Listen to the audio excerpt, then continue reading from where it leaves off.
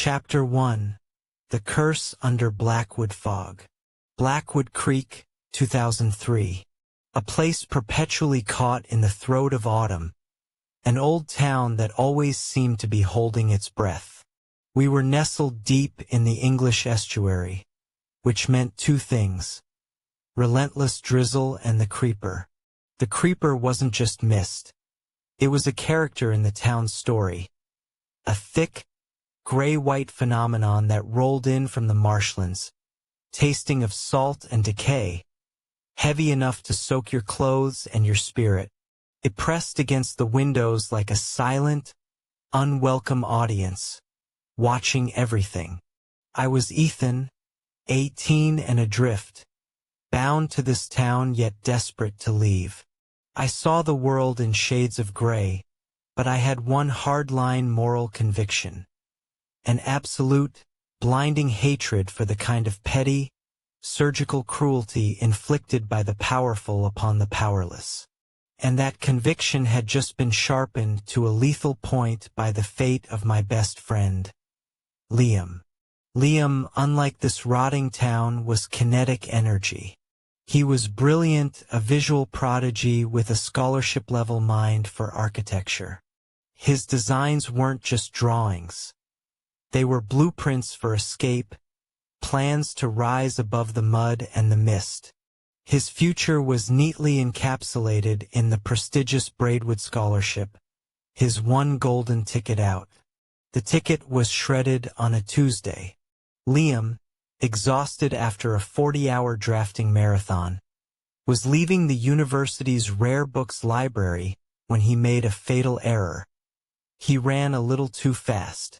He clipped the elbow of Jao Su Silas Thorne, the local historical arts authority and the most influential man on the scholarship board. The object in Thorne's hands, a Hellenistic marble bust, a supposed antiquity that Thorne valued above human life, crashed to the terrazzo floor, shattering into dozens of chalky fragments. Thorne didn't raise his voice. That was his terror. He stood there, silent and enormous in his tweed coat, staring at the ruined statue, then slowly, deliberately, down at Liam. His eyes were cold, calculating chips of agate. He refused Liam's desperate, tearful promises to work and pay for the damage. He didn't want money. He wanted payment. Within the week, the retribution was enacted with cold, systematic efficiency. Thorne didn't just reject Liam's scholarship application. He leveraged his contacts, deployed fabricated accusations of moral negligence and destructive tendencies to blackball Liam from every significant architecture program across the country. He personally ensured Liam's future was reduced to rubble, just like his beloved bust. Liam became a phantom, wandering Blackwood Creek, his portfolio locked away. But his older brother, Cale, was incandescent. Cale, a self-taught mechanic with dangerous hands and a childhood filled with grudges against men exactly like Thorne, saw this not as an accident, but as a declaration of war by the entitled elite. They took the light out of his eyes. Ethan, Cale grated, his knuckles white as he gripped a cold steel hammer. They took his entire life's work and handed him a scrap heap. We can't get the scholarship back, but we can make him bleed for it. We can take his god. Thorne's god was the Duesenberg J, a legendary pre-war classic car, the envy of collectors worldwide. It was his symbol of status, his most protected asset, housed in a fortress-like garage on his isolated hilltop estate. Cale's plan was not to steal it, but to destroy it, to reduce Thorne's pride and joy to the same useless ruin he'd made of Liam's future. The attack had to be timed perfectly, during the chaos of Reckoning Night, the night before Halloween. On this night, Blackwood Creek descended into a tradition of accepted vandalism. A few broken windows, some spray paint, a dozen nuisance calls. It was the perfect cloak. For 3 agonizing weeks, Cale orchestrated the psychological breakdown of Jiao Su Thorne. We deployed Marvin, a skinny kid with huge lungs and an even bigger debt of loyalty to Cale. Marvin executed the creep and agitate strategy. Every night, without fail, Marvin would appear out of the creeper, perform a simple, unnerving act, hammering on the massive oak door, shining a flashlight into Thorne's bedroom window, chanting simple, personalized insults, and then vanish before the guards or the police could react. The harassment, mundane as it was, worked like slow poison. Thorne, an intellectual snob, could handle threats to his reputation, but not the relentless, unpredictable psychological warfare by an anonymous peasant. Marvin reported back that Thorne's lights stayed on later and later, that he paced the house, and that his daily trips into town grew frantic and erratic. The professor was dissolving into paranoia. On the night of October 30th, the atmosphere was suffocating. The creeper was a total whiteout. Cale, Liam, and I rode our bicycles silently through the swirling mist to the edge of Thorne's vast property. We moved like ghosts, cloaked in black hoodies, adrenaline turning our blood to ice water. Marvin executed the final distraction. He drove his battered Ford pickup miles past the manor, set off a large theatrical smoke bomb and a string of firecrackers, then radioed us the signal. The sound of Thorne's everyday sedan roaring out of his driveway, tires spitting gravel, was the most beautiful sound we'd ever heard. He was chasing the noise, chasing the shadow, leaving his treasure exposed. Cale led the way to the stone garage. It was massive, cold, and utterly silent. Cale was a machine. He cut the power line leading to the exterior alarm first, then used a specialized bolt cutter on the single, thick-paned glass window at the rear. The glass shattered onto a wool blanket Cale had positioned. A single, muted thump. We scrambled inside, the air thick with the sickly sweet smell of motor oil and old money. Our flashlights sliced through the darkness, sweeping across the polished concrete floor. We stopped dead, a unified gasp of disbelief escaping our throats. The Duesenberg J was gone. The vast, empty space echoed with our failure. Liam sank to his knees, his face crumpled with despair. "It was pointless," he whispered, the sound raw and broken. "All of it. He won." Cale, however, was not broken. He was enraged by the audacity of the deception. His eyes, burning with fierce, dangerous focus, scanned the massive room. He spotted it. A heavy, black, steel-banded trunk, bolted deeply into the foundation of the rear wall, half hidden beneath a dusty old tarp. This wasn't a place to store tools. This was a safe. "He hid the car because he thought we'd go for the money," Cale hissed, pulling a larger set of cutters from his backpack. "He thought we were petty thieves. We're not. We're taking his secrets." It took agonizing minutes to saw through the antique, heavily secured padlock. The metallic shriek of the cutters seemed loud enough to wake the dead. Finally, with a sharp, echoing crack, the lid sprang open. We expected cash, jewels, or maybe a ledger documenting his illicit deals. Instead, the flashlights revealed a terrifying array of relics. Stacks of yellowed correspondence tied with thick crimson string. A few tarnished pieces of jewelry from a different era. A silver locket, a pearl-encrusted brooch, and one small, delicate, glass-encased lock of rich, dark brown hair, perfectly preserved. Liam, searching desperately for anything of value, pulled out a small, framed, sepia-toned photograph. It showed a woman with unsettlingly beautiful, sad eyes and a dress style that was definitively pre-war. Cale snatched the photo. The color drained from his face so fast he looked like a marble statue himself. He stared, not at the image but through it, as a man stares at a ghost. Then he dropped the frame as if it had burned him. "We leave. Now. Hands off everything. We go." Cale's voice was utterly changed. It was pure, raw terror, overriding all previous anger. "What is it, Cale? What is this?" I demanded, my own blood turning cold, chilled by his fear more than the night air.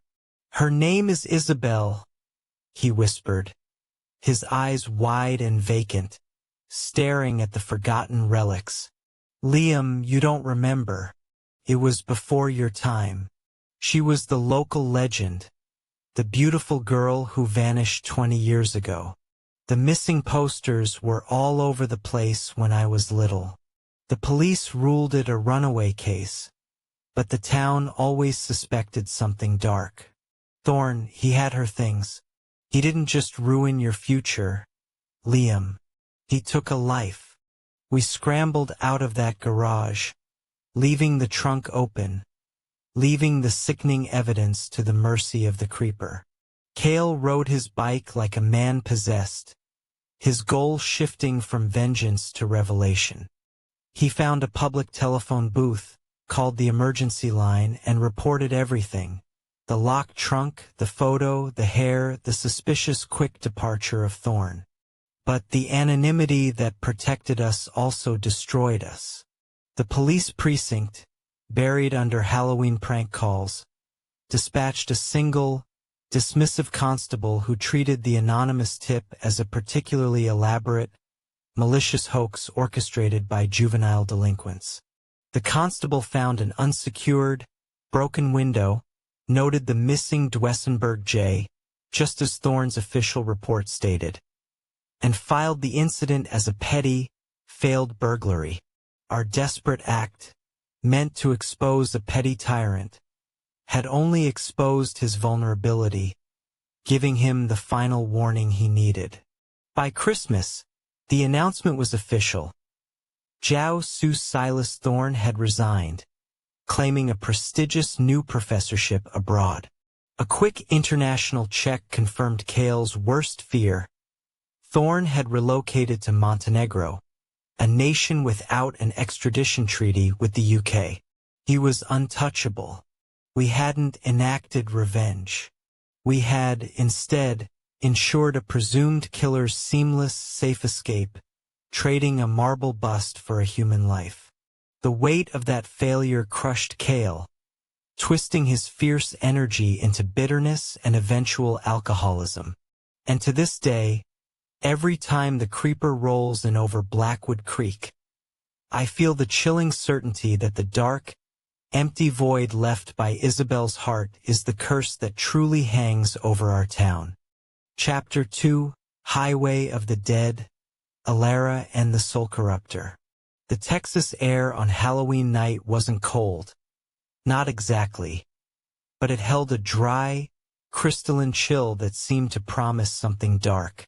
I was 20 and utterly foolish. I was marching down Highway 17, the desolate, forgotten stretch of asphalt connecting the dusty settlements of Dustfall and Canyon's Edge. This highway was a black ribbon of nothingness, framed by scrubland and jagged, skeletal mesquite trees. And I was dressed as the Grim Reaper, a pathetic, last-minute costume involving a torn black sheet and an overly large plastic scythe I'd abandoned in a panic somewhere near the party house. My name is Rylan. I was running. I was trying to impress Vera, a gorgeous, fiery-haired waitress at the Dustfall Diner. She'd invited me to a massive costume party 5 miles outside of Canyon's Edge. The night had started perfectly. We were laughing, trading stories, the music loud and the drinks flowing. until Pendleton arrived. Pendleton, Vera's ex-boyfriend, was an oil-rig brute, a man whose body seemed entirely composed of muscle and bad intentions. His eyes, when they locked onto me, were chips of pure, cold volcanic glass. He didn't just look jealous, he looked homicidal. Vera's frantic texts were my only warning. "He's coming for you. He's with his buddies. Get out now. They're looking for a fight, Rylan. He said he'd run you off the road." Fear, sharp and paralyzing, cut through the cider buzz. I slipped out the back door, leaving my plastic scythe behind. My plan: walk the 7 miles back to Dustfall, hide the ridiculous costume, and find a safe, civilized cab. But the night was neither safe nor civilized. I was a man in a black cloak on an empty highway, hunted by a drunk with a heavy pickup truck. Every single approaching headlight was a new wave of pure terror, convincing me that this was the end. I pulled the black hood tighter over my face, the material smelling of stale dust and desperation, trying to become part of the overwhelming darkness. After what felt like an hour of that desperate, heart-hammering sprint, one car slowed down. A clean, expensive, late-model black SUV. I braced for the shouting, for the heavy, metal sound of the truck door opening. But the window rolled down slowly, revealing a woman. She was middle-aged, perfectly groomed, wearing a neat purple cardigan and thin, wire-rimmed glasses. She looked exactly like a kindly school guidance counselor, a beacon of sanity in the terrifying night. "Son," she called out, her voice calm, gentle, almost musical. "You look like you're having a terrible, terrible night. You're running. Do you need a lift anywhere?" I was too relieved, too physically exhausted to be cautious. I tumbled into the seat, shedding the damp black sheet like a skin. She introduced herself as Moira. I instantly spilled the whole, desperate story. The psycho ex-boyfriend, the costume, the threats of being beaten up. I told her she was a literal angel, a lifesaver. She chuckled softly, the sound dry and light. "I'm just doing the Lord's work, dear. Offering Christian charity on a night when the world is full of vice." She sounded entirely normal, entirely comforting, offering me a bottle of cold water from her console. I told her I was headed to Dustfall. She said she was going that way, too. The conversation was easy, superficial. We talked about how strange small towns were, the foolishness of drunken youth, and the excessive cost of college tuition. I leaned back, letting the initial wave of adrenaline recede. I was safe. I was saved. But after 20 minutes, she didn't take the Dustfall exit. Instead, she smoothly steered the SUV off the main road and onto a bone-jarring, ancient dirt track that disappeared into the vast, lightless desert. "Just a quick stop at a friend's property to drop off a few things," Moira said, still smiling, her eyes fixed rigidly on the track ahead. "It's right on the way back to town, don't worry." I mumbled my thanks, grateful for her perceived kindness, but a small, cold knot of unease began to form in my stomach. This road felt abandoned, deeply wrong. Then she braked hard. The car was instantly plunged into absolute darkness. We were miles from any electric light. The smile vanished from Moira's face, replaced by a terrifying, hollow stare.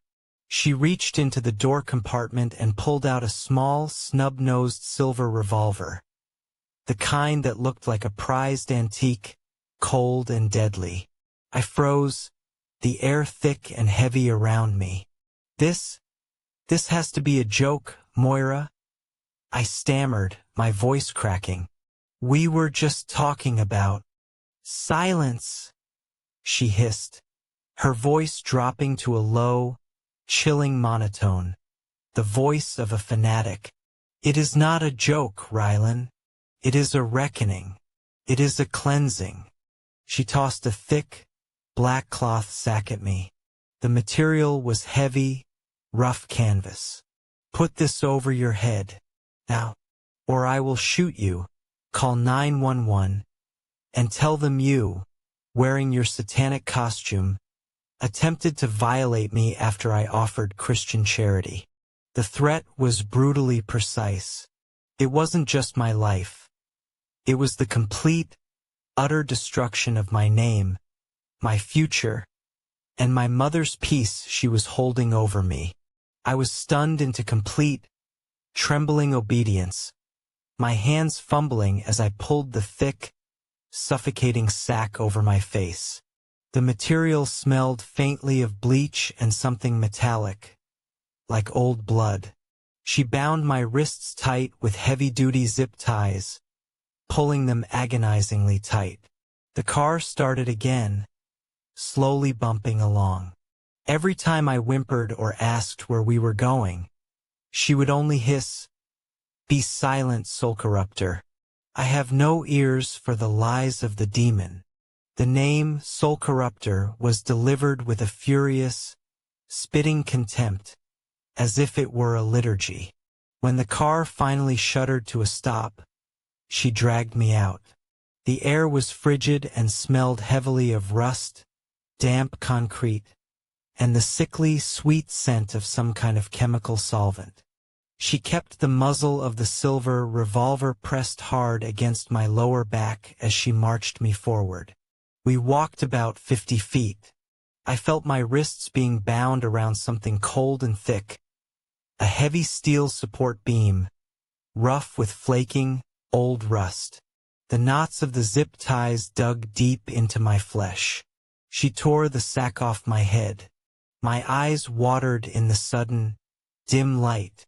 I blinked, my vision adjusting to the single, bare, swinging bulb high overhead, illuminating a massive, desolate old barn. It was clearly abandoned.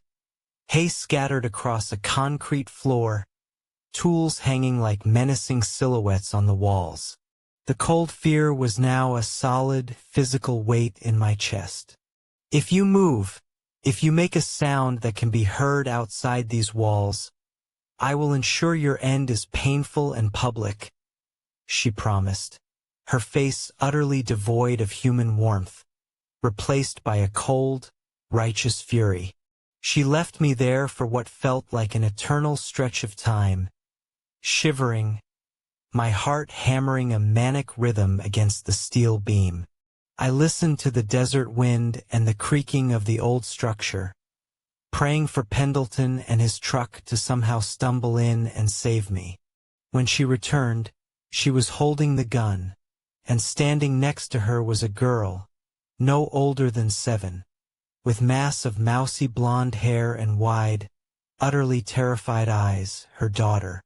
"Ilara," Moira said, her voice a horrifying, rapturous parody of religious devotion. "Look upon him, child. This is the soul corruptor who wears the skin of the innocent. Tonight we have found him. We must pray, and in the name of the Lord, his demon will be revealed, and he will be destroyed."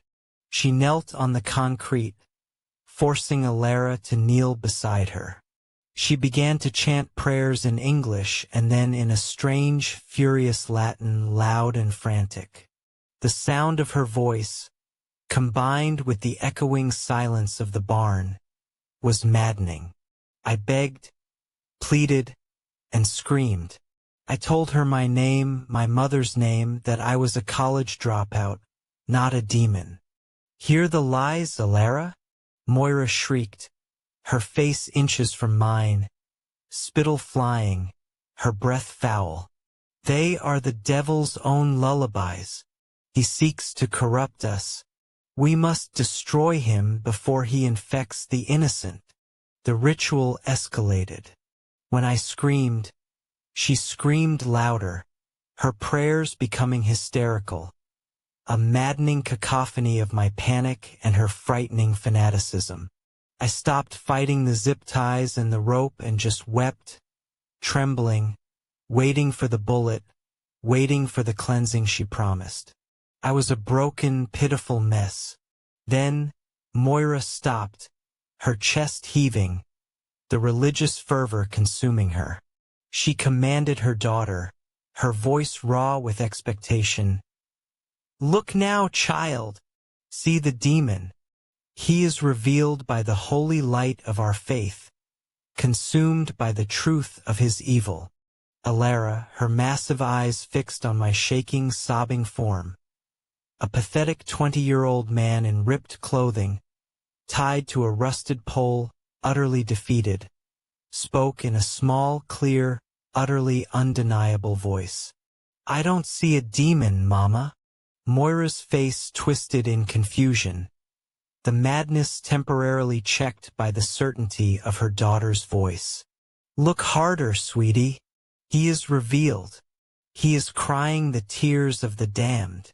Alara shook her head, repeating, "It's just a scared man, Mama.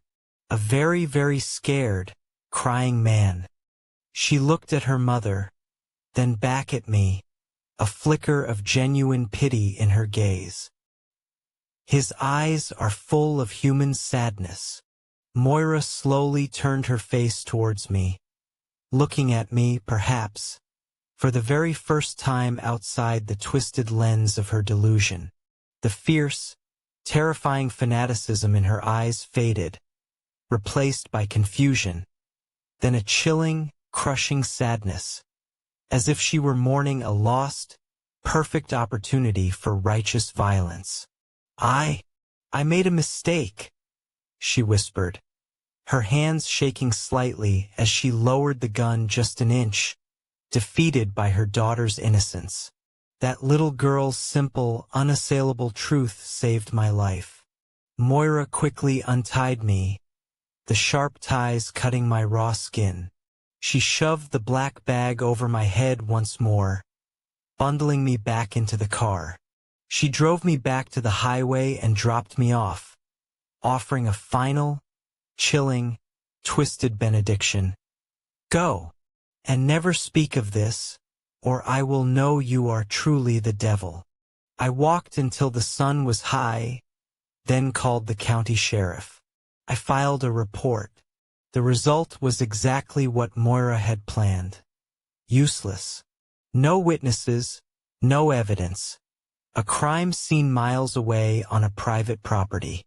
The deputies were sympathetic but quickly discouraged me. Moira's version, that I was a drunk, aggressive pervert in a disturbing costume who attempted to attack her after she offered Christian charity, would be instantly believed by a jury in this conservative county. I was strongly advised not to press charges, lest I ruin my own life. I regret that advice every day. I got away because of a 7-year-old girl's moment of clarity, but I know, deep in my gut, that I left a predator in my wake. I was not the first soul corrupter Moira encountered on that lonely highway. And I know some people didn't get to walk away because no innocent child was there to argue with the madness. I'm haunted by the question, what did Moira see when her daughter wasn't looking? Chapter 3, The Fetish and the Sacrificial Heart. I never truly understood my grandfather, Luca. He was an enigma, a man woven from contradictions. He was the most fiercely Catholic man I ever knew, his faith a palpable force that guided every aspect of his life. He carried his worn rosary beads like a physical anchor, a lifeline in a turbulent world, never missing Mass, confessing his sins with a regularity that bordered on ritual, and sprinkling holy water in his bedroom every single night. He believed, with unwavering conviction, in the power of the sacred to ward off what he vaguely referred to as the things that cling to the dark. Yet, despite this profound spiritual connection to his heritage, he absolutely, stubbornly refused to ever return to his native Italy. He was born a proud Italian, steeped in its ancient culture and traditions, but he lived and died in Italian-American exile, his gaze fixed resolutely westward. When I was finally old enough, deemed by him to possess the maturity to grasp the dark contours of life, he decided to tell me why. It was late autumn, the wind howling outside his small Brooklyn apartment, rattling the ancient window panes. He leaned forward in his old, creaking armchair, the familiar scent of wood smoke and dried tobacco thick around him, and began a story that chilled me far more profoundly than any ghost tale. It was a story not of specters, but of a very real, very human, and deeply unsettling evil. I was born in 1911, in a dirt-poor, forgotten corner of Sicily. He began, his voice suddenly raspy, the Italian accent that he usually suppressed now thicker, heavier, like a shroud. When I was 17, Mussolini's fascists had taken hold of everything. They offered purpose, power, and pride to boys like me who had nothing but hunger and despair. I was young, foolish, and eager. I was proud to enlist in a prominent paramilitary unit, the Blackshirts. I wasn't a soldier. I was a glorified thug, a loyal, unquestioning arm of the state, eager to prove my worth. His unit, he explained, ran one of the many secret prisons scattered across the remote, sun-baked Sicilian countryside. These weren't just holding cells. They were clandestine facilities, shadowy places where the government made political opponents and undesirables disappear, silencing dissent to maintain their iron grip. Luca, young and eager to prove himself, never questioned his task, guarding the cells of artists, poets, and intellectual dissidents. He saw them as enemies of the glorious new Italy, weak men who threatened the strength of the nation. He was just doing his duty. But soon, his duty changed, twisting into something far more disturbing.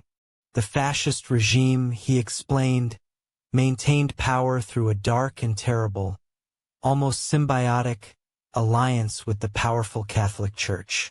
The Church, eager to solidify its own influence and eradicate dissenting spiritual movements, enthusiastically endorsed Mussolini and his iron-fisted rule. In return, the fascists became the Church's brutal, unquestioning enforcers. And who, Luca learned quickly, were the Church's greatest enemies. Religious cults and heretical sects. Luca learned quickly that cult didn't always mean the sinister, mass suicide types we hear about today. Sometimes it simply meant simple hermits living off the grid, old priests practicing unauthorized forms of flagellation as penance, or small, isolated groups dedicated to a particular, obscure, unsanctioned saint. These posed no real threat to the state, but they were perceived as a profound threat to the Church's absolute, monolithic control over the spiritual lives of the populace. They represented disobedience, a splintering of unquestioned faith. The Church, Marco? Luca recounted, staring intently at his own clasped, gnarled hands, as if reading his past from their lines. They couldn't arrest and torture people for sin. They had doctrine, excommunication, damnation. But the fascists could, and did. So, instead of hardened partisans and revolutionaries, I found myself guarding sweet old men with mad eyes, harmless fruitcakes who simply prayed differently. They were dragged in, broken and bleeding, their faces swollen, their spirits crushed. And every time I looked at them and I wondered why, Why this barbarity for a simple prayer, for a different vision of God? Then came the day they dragged in the man with no name. He arrived under a shroud of absolute secrecy, brought by a special unit that answered only to the highest echelons of the regime. Even under severe beatings, the most resilient prisoners, screaming and bleeding, would eventually, inevitably, give a name, a family, a village. But this man, stick-thin, almost ethereal, with long black hair that seemed to absorb all light, and eyes that held the depth of ancient, sunless caverns, only repeated in a monotone whisper, even after the most brutal interrogations, "I don't have a name." He was the leader of one of the truly sinister cults, an ancient chthonic tradition from the deep, forgotten mountains of Sicily that practiced ritual slaughter, specifically timed for the night of All Hallows' Eve, the night before Halloween. This man, whom the guards came to call the nameless devotee, was considered profoundly, metaphysically dangerous. Not merely a criminal, but an embodiment of an ancient, forbidden darkness. He was immediately placed in constant solitary confinement, deep in the prison's damp, windowless sublevel. For the first time, Luca understood and was grateful for the stringent security. He had a dark, nauseating aura. "Marco?" Luca insisted, his voice dropping to a near whisper, reliving the moment. Like the very air around him was sickly and thin, stealing the breath from your lungs. He had done unspeakable things, things that left a stain on the very soul. And the other prisoners, even the most violent, they recoiled from him. They knew, in a perverse, almost mocking effort to maintain humane conditions in the solitary cells, anything to prevent an inmate from going utterly mad. For a mad prisoner was a useless prisoner. The guards were obliged to offer mental stimulation. Most solitary inmates asked for a ball to bounce against the wall, a simple Bible, or even playing cards. The nameless devotee, however, asked for something utterly simple and profoundly unsettling: a rock and a strip of sandpaper. The request, so innocuous yet so bizarre, went all the way up to the warden, a gruff, cynical veteran of many wars. He deemed it harmless, provided no sharp edges were involved, no possibility of escape or self-harm. And so, with a shrug, the devotee was given his materials. Over the next few weeks, the guards watched his slow, meticulous progress during their rounds. The jagged piece of dark, volcanic rock was smoothed, polished, then slowly, painstakingly worn away, taking on a specific, strange, and unsettling shape. Guards would pause at the cell door, a morbid curiosity overriding their usual detachment, to watch him, his eyes distant, utterly absorbed, his thin, skeletal fingers working the stone with relentless, terrifying patience. The air around his cell seemed to grow colder, heavier, even as the shape emerged.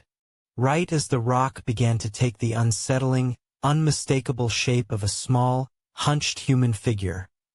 A grotesque, oblong idol, not quite male, not quite female, radiating an unspoken menace.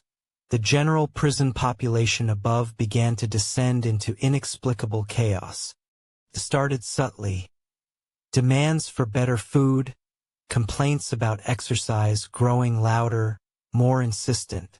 Then came the nightly demonstrations in the courtyard, where the men, previously cowed and broken, now chanted furious slogans for a free Italy, their voices raw and desperate. The guards, responding with their usual repertoire of beatings and starvation, found those punishments only seemed to escalate the frenzy, pushing the prisoners deeper into a shared, terrifying delirium. The unrest grew worse as the stone figure grew smoother, more defined. The warden, a man who prided himself on control, was desperate. He tried the nuclear option. On the morning of October 30th, he gathered the prisoners in the courtyard and announced a grand concession. If they stopped demonstrating, he would arrange a delivery of fresh bread and cases of good wine for a communal feast on All Hallows' Eve, the night before Halloween, a symbolic gesture of peace.